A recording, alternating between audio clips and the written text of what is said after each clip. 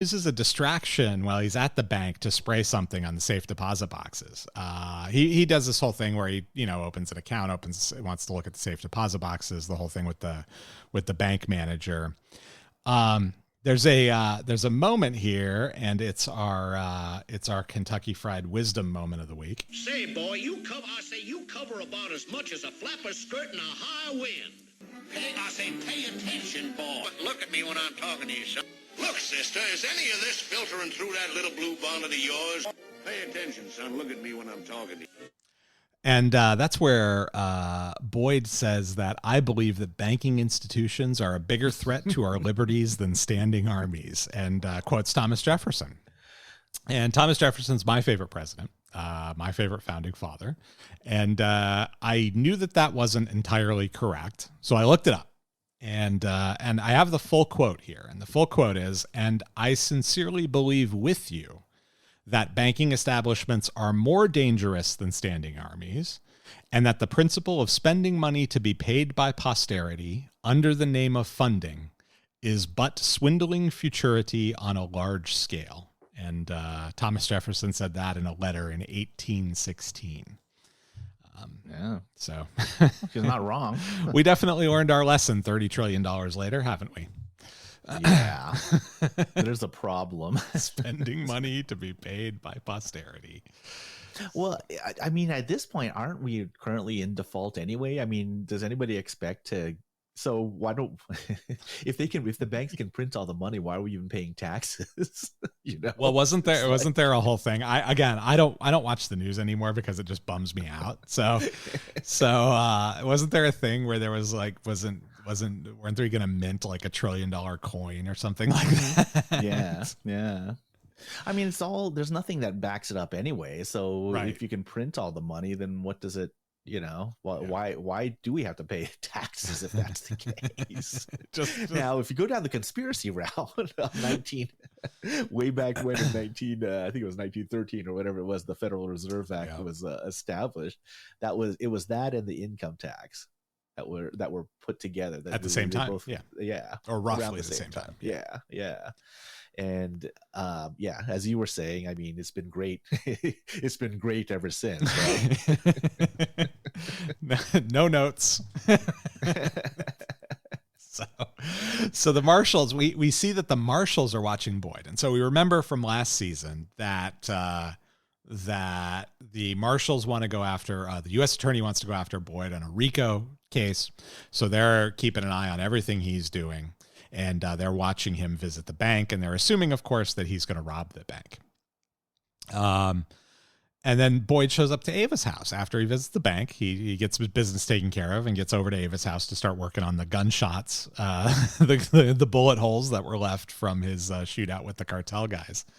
And Ava, looking also like a snack, despite having just gotten out of bed.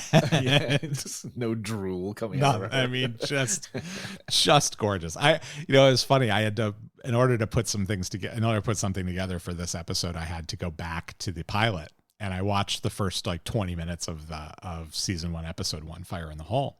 Mm-hmm.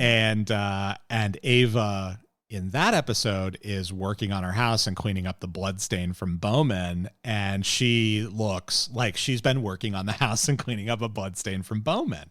Yeah. But in this episode, she gets out of bed and she looks fantastic immediately and pours herself a coffee mug full of vodka because she's having trouble coping. So we immediately establish what's going on, right? We've got Raylan who's going balls out to get Boyd, including extraordinary renditions from Mexico to the United States.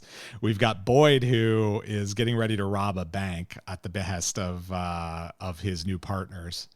And we've got Ava who is definitely not handling being a confidential informant well. So it's a great little mess they've all gotten themselves into. So Raylan, go ahead. Actually, that is my question. How much time do you think elapsed since the ending of season 5 and then this? Not much. A couple of months? I would say probably not even a couple of months. Probably a couple of weeks, I would say, if even that long. Because, look, Boyd's still repairing the bullet holes, right? So that's an indication that it hasn't been very long. Ava hasn't been out of prison for very long. You can tell she's still having trouble adjusting. And Raylan's going balls out because he wants to go to Miami. The only thing that's keeping him out of Miami is busting Boyd. So he's trying to move as quickly as possible to bust Boyd. When we see Art later in this episode, he's still kind of in bad shape. He's no longer in the hospital, so we know some time has passed, but probably only a couple weeks, I would say. Yeah.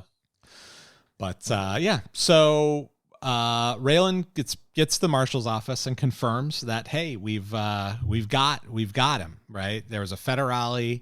He witnessed, the federale knows that there's somebody who witnessed Boyd's execution of Johnny Crowder, other than Daryl Crowe Jr. and Danny Crowe, who are both dead. To a degree at Raylan's hand. So again, we've got this whole thing where Raylan's put himself in this position, right? By essentially arranging for the death of everyone he ever comes across who's a criminal. He has put himself in a position where he's got nobody left to leverage or flip to go against Boyd. Except in this case, it's Dewey. And that sounds like great news at first because they've got Dewey in custody. But Vasquez and Rachel break the news to Raylan that, hey, they're letting Dewey go. And so this is one of a few very kind of tenuous threads for this season. This whole, well, Dewey's getting out because he said it was a joke and because of his lawsuit before. We don't want to rattle the nest or shake the boat at all because we're afraid Dewey will sue us again if we can't get a conviction. It's like, you have him on tape admitting to murder. I don't think you're just going to let him go because he said it was a joke. But again, really funny because it's Raylan's doing. He told Dewey to say it was a joke. Dewey said it was a joke, and it turned out it worked. That's right. But they paid out hundreds of thousands of dollars to him. Sure, $300,000. Yep. Yeah, it's a rounding error, right? For the budget of the Eastern District of Kentucky alone, it's a rounding error. Yeah. So, but I would think that they would have, if they were really going to go after him, because of Raylan's doing. I guess you had to move the plot forward somehow. Yeah, you do. And that's one thread that they move the plot forward on. Another thread that they move the plot forward on that's a little bit tenuous is the marshals having any investigative jurisdiction here at all. I don't understand how they do. And we'll talk more about Rico in future episodes, but I really don't understand how the marshals are leading this investigation. It doesn't make any sense. And then there's a third thread, which is Ava being out of jail and the marshal still having leverage over her, because there's this whole situation where Ava has the person who said that Ava stabbed him has recanted. The cellmate recanted their testimony. You would think that they would no longer have any leverage over Ava at that point, since they know that did not happen. I just don't understand how they threatened to send her back to prison on a regular basis. And we'll talk in a couple episodes here about kind of a continuity error that one of our listeners pointed out. But it really doesn't, these threads don't really add up well, but we have to establish the show. We have to move the plot forward, and that's how they're doing it. So I actually had a question for you. So we see Boyd without his shirt on, and the question I had is, have Boyd's tattoos changed over the years? I didn't go back and look, but I always felt like he had far more tattoos than the one swastika that he has on his chest. That's a good question. I feel like maybe one of our eagle-eyed listeners out there will let us know. groundlesspodcast@gmail.com if Boyd's tattoos have changed over the years. I did notice a few sort of inconsistencies in the first episode with some of the things that were referenced as I was listening or as I was watching that first season 1, episode 1, Fire in the Hole. Raylan does not say he said he sent a crow to prison in Florida, and he says someone Crowe Jr., but it's not Daryl Crowe. It's like I don't remember what he said, but it was not Daryl. It was like Dale Crowe Jr., I think is what he said. Dale, not Daryl. Oh yeah, but that was Daryl's. That was Daryl's like cousin or something like that, right? No, I think it was Daryl that he meant, because he did. Remember, he took Daryl to prison, and Daryl told him about his dad flipping the airboat. Oh yeah, yeah. Huh. So I think it was Daryl that he locked up, and that's who he meant. That's who he meant, but he says Dale Crowe Jr. So, but. Just another little small continuity error that I noticed there, but Raylan pays Dewey a visit, because now he's got the situation where Vasquez basically tells him, you're not allowed to harass Dewey Crowe, but you have a tendency to do what you want to do anyway. So what are you going to do? And Raylan goes to harass Dewey Crowe, and he tells Dewey that they want to extradite him for the murder of cousin Johnny, and I have a clip of that here.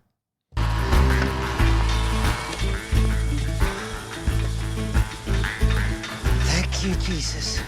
Don't miss stop, Dewey. Christ, Raylan! How's it going, amigo? We ain't amigos. Oh, so you speak a little Spanish. That must have come in handy down in Mexico. Got no idea what you're talking about. Better alley named Aguilar says different. Hey, my lawyer told me you come within 1,000 feet, that's harassment. Best back up. They got cameras all over. His description fits you to a T. Nazi tattoo, funny hair, stupid looking. That could be 10,000 people. How am I supposed to read that? It's in Mexican. You just have to take my word for it. Mexican government wants to extradite you back to Nuevo Laredo, put you on trial for the murder of Johnny Crowder and a truckload of others. Well, I ain't never been to Mexico in my life. That's not what's in question, Dewey. I didn't kill Johnny Crowder. Well, then tell me who did. Maybe I can help you out. Yeah, I ain't a rat. And like I said, I wasn't even there. Then you got yourself a problem. I can give you maybe a week to jog your memory. And then it's off to a Mexican jail. And we both know that's a world away from titties and tequila. Yeah, I'm done talking. I got a bus to catch. You're a card in fate's right hand. Don't you see how it's going to play out? What the hell does that mean? It means you need to be smart. What I need is a $6 blowjob. A smarter move I cannot imagine. Dewey knows what he's talking about. You get out of prison, that's what you want, is a $6 blowjob. That's or a $5 blowjob even, if you can.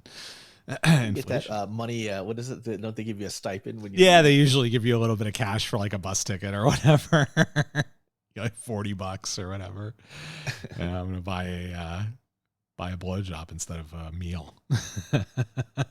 So he gets back to Harlan to find Audrey's has been seized by the government, because of course it has. It was a murder took place there, and it was a criminal enterprise headquarters. Dewey finds his turtle dog on a burn pile out behind the the establishment, and he gets inspired. I know. Isn't that like the hijackers' passports being found at Ground Zero? Oh, jeez. I'm not saying anybody put it there, but come on. So he takes it as a sign, of course, and then he finds Mina, who was one of his girls, his special ladies, working at the diner that he chooses to go to for breakfast, and she's got a new boyfriend who is the guy that Dewey kicked his ass in, I think episode 12 last season. The black guy comes out of the bathroom, out of the pooper. Yeah, and Dewey lights him up real good, but this guy doesn't have any marks, so that might have been, I don't know if that's a continuity error, or if he just maybe didn't get his ass beat as bad as I thought he did, but it seemed pretty savage. But they have a quick conversation, and at one point something Mina says inspires Dewey, and he's off to talk to Boyd. But the takeaway here is this line, of course. Any chance I could maybe jam one last bone in there? Which is about the most romantic thing anyone can say to anyone. Yeah. It works. Like it has to have worked before, right? Because that's my favorite